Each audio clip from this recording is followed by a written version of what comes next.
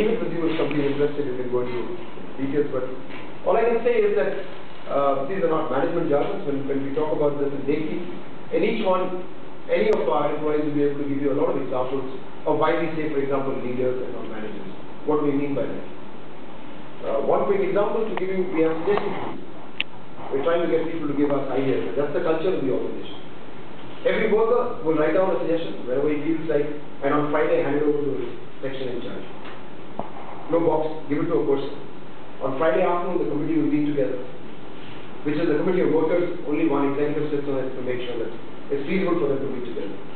And these workers decide which are good suggestions and which are not implementable suggestions. On Saturday morning in the prayer, everybody who suggested it, except it, is called up front, given a 50 rupee gift, 50 rupees in cash. Our average at the moment is over 500 suggestions every month are being implemented in a company of 450 people, out of which more than 50 are executives. So 400 people are contributing more than one suggestion per person per month. Implemented. Half of them are not implemented, so it's not implemented. So that is what you are able to do when you do things like this. And this has been going on for years. Okay, what I mean by each one of them. So, if you're really interested in how we were surviving that, if you look at the right, the column at the end, we looked at each of these costs and tried to do something about it. I'll skip most of them, but the fact that we became the kind of company we are, we told our customers, you know what, instead of the 100 rupees the Chinese give you, and you wanted me from 98, because then you will add 2% tax and I become equal. Sorry. I think we offer you value which is more than 100. And I think you should pay up 105. Why? Because you will get inventory, you will get, you don't have to keep the inventory, I will manage your inventory. You will get shipments every Monday. If there is a problem, my guy will be with you in 24 hours. Additionally, I have a fantastic R&D lab. I can start looking into your circuits and advising you on whether using the right kind of component. I can give you free reliability testing service. Blah, blah, blah, blah. So lots of them. We do a lot of seminars for our customers where we talk pure electronics. So all that has given me a reason to ask for 5 rupees more as a selling price itself. In the rest, we have used relationship management to get the same cost as the Chinese. And in some areas, we have not succeeded, but power, we do a lot of work, a lot of Six Sigma projects on cutting down energy costs. We still get it to 4, so we are still 4 to 2, but that's where we are.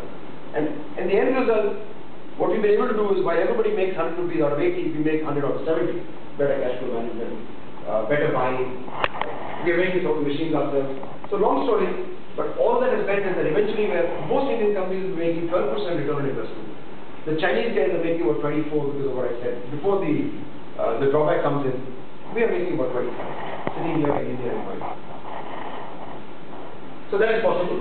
But that is possible because of that inner core that I talked about, what you do at the company level. Everybody is free to do that. We did it for a long time. And now we're trying to duplicate this in China and try to borrow the other 2 circles from China. When we do that, what happens? Now let's come to, I'll cut this out. It's very important to say what we do.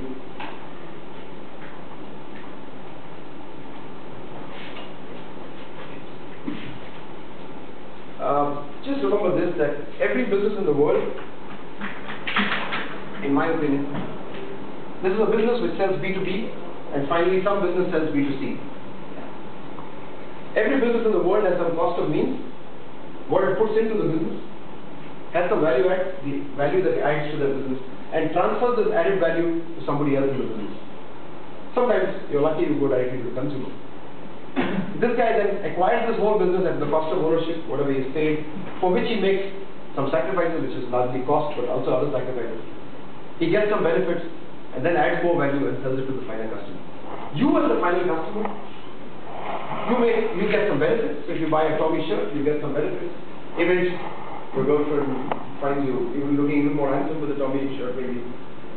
Image amongst your friends, but the quality, the design that you buy, the speed where you bought it, so you went to a store and it was right there and you picked it up. Earlier you had to go to the US and ask a cousin to buy it for you. So all these reasons are what is the benefits you get, the sacrifices that you make. The biggest one we know is price, but there are also other sacrifices. I'm going to skip all the details, but just to say, why was I wanting to show this to you, is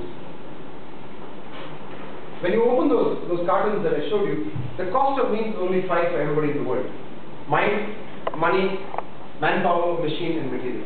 That is the most simple cost. So if you're getting into a business, it's a good time to see how does my comparative resource compare with my closest competitor, in this case China. If my machines are going to be more expensive, my material is going to be more expensive, the cost of money is more expensive, the cost of manpower is more expensive, maybe they are more productive than we are, then this is a lose-lose battle. As far as this box is concerned, I am going to be far more expensive.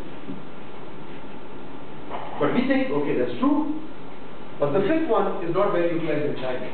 At the SME level, small and medium enterprises level that I'm talking about. That is where we can make a difference. If we start using our minds more, people come with their minds to every organization in the world. How many of them are allowed to use those minds for the benefit of the organization? That is a different question. So if you begin to do this, maybe you can do something about the other process. More importantly, after you spend these 5 resources, you employ these 5 resources, you do only 5 things in value addition in the world, in a manufacturing world. You provide some technology, like the iPhone. You do some production, somebody has to produce that iPhone for you to get it. Somebody is involved in logistics, so someone will get it to you. Someone has to do the marketing, and someone has to do it.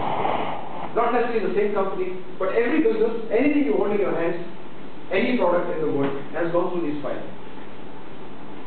What iPhone has decided, Steve Jobs, he says, I'm going to be a technology guru. I'm going to keep coming up with these fancy pieces of equipment that will startle everybody and make them pay much more than they were willing to pay for simple equipment. Fantastic stuff like iPhones and iPads. But he doesn't produce this. The production goes to China, where the costs are the lowest.